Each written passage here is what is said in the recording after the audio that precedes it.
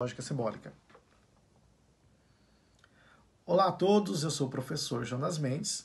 Nessa ocasião, gostaria de comentar um pouquinho com vocês sobre o pensamento do filósofo austríaco Ludwig Johann Wittgenstein. Wittgenstein nasceu na cidade de Viena em 1889, naturalizou-se como cidadão britânico posteriormente e morreu em 1951. Wittgenstein estudou com pessoas importantes, por exemplo, como Frege, que foi um dos responsáveis pela formalização da lógica simbólica, e estudou também com Bertrand Russell, inclusive se tornou amigo pessoal do mesmo, exercendo uma influência na formulação do próprio pensamento de Bertrand Russell e também recebeu uma influência significativa do mesmo. O pensamento de Wittgenstein está dividido em duas fases, em dois grandes períodos, ou duas épocas. Nós temos aquilo que é conhecido como o primeiro Wittgenstein e o segundo Wittgenstein. O primeiro Wittgenstein está atrelado à obra Tratado Lógico-Filosófico, enquanto que o segundo Wittgenstein está atrelado à obra Investigações Filosóficas. Bom, o Tratado Lógico-Filosófico é uma obra que Wittgenstein começou a escrever, a compor os seus primeiros manuscritos na Primeira Guerra Mundial, que ele também participou, inclusive de forma voluntária. Esse livro foi publicado somente em 1921, porque Wittgenstein não conseguia encontrar ninguém que estivesse disposto a publicá-lo, e quando encontrou uma editora, a editora pediu para que Bertrand Russell fizesse um prefácio para o livro. Prefácio esse que Wittgenstein não concordou e não aceitou. Então, o livro não foi publicado. Inclusive, em cartas ao próprio Bertrand Russell, Wittgenstein vai deixar de forma muito clara a sua insatisfação para com o prefácio que Bertrand Russell havia escrevido. O livro vai ser publicado em 1921 em uma revista filosófica. Bom, nesse livro, Wittgenstein vai tratar da linguagem e ele vai dizer que, na verdade, a maioria dos problemas, os maiores problemas da filosofia ocidental são pseudos problemas, são falsos problemas. Por quê? Segundo Wittgenstein, porque até então os filósofos usaram a linguagem de forma errada. Eles não usaram a linguagem dentro do seu aspecto lógico, de maneira que eles constituíram inúmeros problemas que são falsos problemas, que podem ser dirimidos simplesmente com análise lógica da linguagem. Wittgenstein, então, ele vai começar o seu livro, que está estruturado em formas de proposições, em uma escala hierárquica, muitas vezes, dentro de uma escala decimal, inclusive. Ele vai mostrar que essas proposições, de alguma maneira, elas têm um significado. O que seria uma proposição para Wittgenstein? Para Wittgenstein, uma proposição é uma figuração do mundo. A proposição para Wittgenstein, ela figura um estado de coisas no mundo, espelha um estado de coisas no mundo. Wittgenstein começa dizendo que o mundo é a totalidade dos fatos e não das coisas. Algo que vai um pouco na contramão daquilo que geralmente nós acreditamos, no senso comum, por exemplo. Para Wittgenstein, a proposição ela pode ser verdadeira ou falsa. A proposição é verdadeira quando ela espelha um estado de coisas no mundo, quando ela representa de fato um estado de coisas no mundo. Então a proposição, que na verdade compõe a linguagem, porque para Wittgenstein a linguagem é a totalidade das proposições, de maneira que há uma relação de contramão, por assim dizer, entre a realidade e a linguagem. Quando eu faço qualquer tipo de afirmação, a proposição dentro do senso comum geralmente se entende, que é uma sentença declarativa sobre algo. Então, eu posso, de alguma maneira, constatar, verificar se essa proposição, se essa linguagem, de fato, diz respeito a um estado de coisas no mundo ou não. Se a proposição se refere a um estado de coisas no mundo, então essa proposição é verdadeira. Se ela não se refere a um estado de coisas do mundo, então ela é falsa. E a linguagem que não representa ou que não diz nada a respeito do mundo ou da realidade é uma linguagem sem sentido.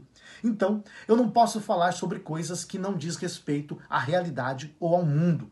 Por quê? Porque essa expressão é uma expressão que não é nem verdadeira e nem falsa, meramente uma expressão sem sentido. Então nós percebemos que para Wittgenstein há uma relação íntima entre linguagem, pensamento e a realidade. Porque a linguagem, ela descreve a realidade E a linguagem, inclusive, é o conjunto das proposições que figuram um estado de coisas do mundo. Wittgenstein ele diz que a linguagem que figura a realidade, ou seja, aquilo que é figurado e aquilo que é afigurado, o mundo, compartilham uma mesma forma lógica. Por isso que pode existir, então, uma figuração e uma daquilo que seria afigurado, no caso, o mundo. Ok? Wittgenstein vai dizer que os limites da minha linguagem denotam também os limites do meu mundo, porque não existe nada fora da linguagem. A linguagem não é o mundo, mas a linguagem e o mundo compartilham a mesma forma lógica. Por isso que pode existir uma figuração do mundo para com a linguagem. O mundo é aquilo que é afigurado, e a linguagem, ela figura o mundo. E a linguagem, de alguma maneira, ela é expressão do pensamento, porque a proposição é o pensamento com sentido. Então, há uma relação muito clara entre pensamento, linguagem e mundo, de maneira que eu posso ter acesso à realidade para comparar se a minha linguagem, se a minha proposição, de fato, espelha um estado de coisas no mundo. Se não espelha um estado de coisas no mundo, essa proposição, ela é falsa. E as proposições que não se referem a um estado de coisas no mundo é uma proposição sem sentido. Então, Wittgenstein vai dizer que esse tipo de proposição, na verdade, não tem sentido nenhum. É uma proposição vazia de sentido. E ele vai dizer que, na verdade, o que não se pode falar, deve se calar. Porque o que se pode falar, fala-se claramente. Então, para Wittgenstein, para o primeiro Wittgenstein, a tarefa da filosofia seria exatamente crítica da linguagem. A filosofia seria, de fato, uma crítica da linguagem. O que ela deve fazer é tentar clarificar a linguagem, de alguma maneira tentar explicar a linguagem, esclarecer a linguagem e a linguagem dentro do seu aspecto lógico, certo? Já o segundo Wittgenstein, o Wittgenstein das investigações filosóficas, vai ser muito diferente do primeiro Wittgenstein. Porque o segundo Wittgenstein das investigações filosóficas, que é um livro publicado de forma póstuma, ou seja, foi publicado depois que Wittgenstein morreu, Wittgenstein já não tem mais interesse em tentar, de alguma maneira, investigar a relação entre linguagem e mundo. Por quê? Para o primeiro Wittgenstein, há uma diferença entre linguagem e mundo. Para o segundo Wittgenstein, não. Para o segundo Wittgenstein, o mundo é a linguagem. A linguagem é o mundo. Só há mundo dentro da linguagem. Para o segundo Wittgenstein, não existe uma realidade à parte da linguagem. De maneira que eu não posso sair da linguagem para verificar a realidade e comparar se a proposição diz respeito à linguagem ou não. Para o segundo Wittgenstein, o mundo é constituído pela linguagem, de maneira que só há mundo dentro da linguagem. Para citar uma fala de Michael Sigges, não há mundo fora da linguagem. Então, para o segundo Wittgenstein, a preocupação com a linguagem agora já não é mais com a linguagem ideal, que pode ser constituída de forma ideal e lógica. Agora, o segundo Wittgenstein, ele quer fazer uma investigação da linguagem ordinária, comum, dentro do seu uso popular. Ele vai dizer, inclusive, que a linguagem ela não tem meramente um caráter descritivo, mas que a linguagem também, dentro dos seus usos pragmáticos, ela realiza ações. Esse segundo Wittgenstein, ele vai influenciar pensadores como, por exemplo, John Austin, John Searle, que vai dizer que é possível fazer coisas através da linguagem. O segundo Wittgenstein já está atrelado a uma época pragmática da linguagem, porque já passamos pelo período da virada linguística. Então ele vai dizer que, na verdade, a linguagem ela se constitui como um jogo, tendo que esse jogo é entretecido por regras. E as palavras, a linguagem, ela funciona dentro dessas regras. Então, não existe mais uma linguagem que se refere à realidade, mas a linguagem, ela é a própria realidade. Então, Wittgenstein ele vai abandonar aquele aspecto da linguagem enquanto descritiva da realidade e vai dizer agora que a linguagem, na verdade, ela constitui a própria realidade.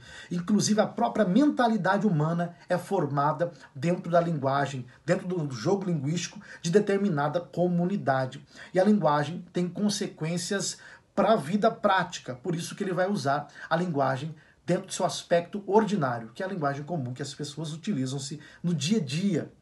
Eu espero que tenha ficado claro para vocês aí alguns apontamentos sobre o pensamento de Wittgenstein. E é isso aí, meus amigos. Eu deixo aí para vocês, então, um pouquinho do pensamento de Wittgenstein. Um abraço a todos.